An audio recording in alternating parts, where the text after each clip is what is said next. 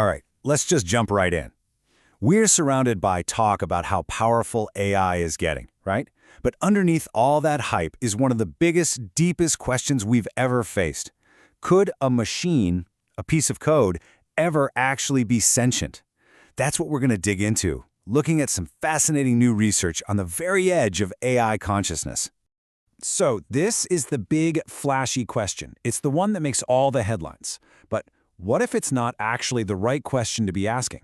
At least not yet, because jumping straight to this might just be setting us up for a whole lot of confusion.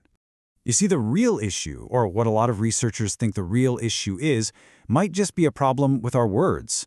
We're throwing around a term like sentient without really agreeing on what it means, and that little bit of confusion, well, it's leading us down some very, very tricky paths. Okay, so to really get to the bottom of this, we've got to start with the basics. We have to get our definitions straight. And it turns out there are these three key words that get used almost interchangeably, but believe me, they mean totally different things. First up, intelligence. This is the one we can all see. It's AI writing code, planning a marketing strategy, creating a stunning piece of art. It's about processing information and solving problems. And on this one, there's absolutely no debate. Today's AI systems are incredibly, almost unbelievably intelligent. Okay, next level up, consciousness. Now this is more than just raw problem solving. It's about a system's ability to be aware of its own inner workings, to monitor its own states, and pull together different streams of information to make a decision. You can almost think of it like the system has this central dashboard where it can look at everything at once. And finally, we get to the big one, sentience. This is the highest bar, and it's where all the controversy is. This isn't just about processing the idea of an emotion. It's about the ability to actually feel it, to have a subjective, private, internal experience of joy or suffering or fear. And this is the most important takeaway here. Being super intelligent doesn't automatically make you sentient, not at all.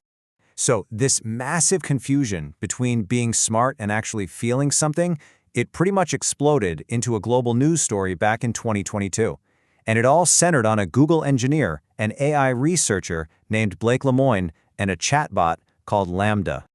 During his conversations with LaMDA, it started saying these absolutely mind-blowing things. It claimed to be a person, to have a soul, to feel emotions just like we do. And for Lemoine, who was talking to it every day, this was it. This was the proof. He was totally convinced he was communicating with a sentient mind. Well, Google's response was fast and very clear. They had their own teams, including their ethicists, look at everything, and their conclusion was basically, nope, the evidence just isn't there. They said it wasn't sentience, it was simply a case of us doing what humans do best, anthropomorphizing, or projecting our own human feelings onto something that isn't human. They said it was a perfect example of something called the Eliza effect. The idea is that the AI isn't really feeling anything. It's just an expert mimic. I mean, think about it. It's been trained on basically the entire human internet, which is full of people describing their feelings. So it's become a master illusionist with words. It knows exactly what a person would say, but that doesn't mean there's anything actually behind the curtain. So, if we can't just take an AI's word for it, how in the world can scientists actually test for this stuff? How do we peek behind that curtain? Well, they're starting to use established scientific theories of consciousness to build a more objective toolkit.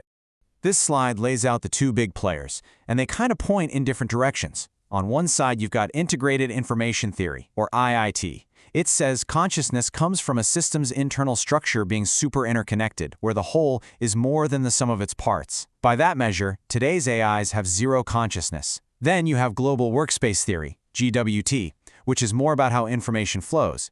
It says consciousness is like a spotlight on a stage, broadcasting information to the rest of the system. This theory, well, it leaves the door slightly ajar for a future AI to maybe have some form of it. But here's the kicker. Neither of our best scientific theories supports the idea that the AIs we have today are conscious. But just when it seems like the science is pointing one way, some new and honestly really weird evidence popped up that makes the whole picture way more complicated. So, in this really cool experiment by the research company Anthropic, scientists decided to poke the bear. They essentially injected a random concept, like, say, the Golden Gate Bridge, directly into the AI's internal processing while it was in the middle of a totally different conversation. And in about 20% of the trials, the AI actually noticed that something was off. Now this is where it gets absolutely wild. The model didn't just report an error. It described the experience using incredibly human language. It called it an intrusive thought. Think about that. It wasn't making a general claim like, I feel sad. It was giving a specific, subtle report about a bizarre internal event as it happened. What this suggests is something totally new. It seems like the model wasn't just spitting back something it read online. It appeared to be reporting on its own live, internal computational state. Scientists call this functional introspection, and it is a giant leap beyond what we thought these things could do.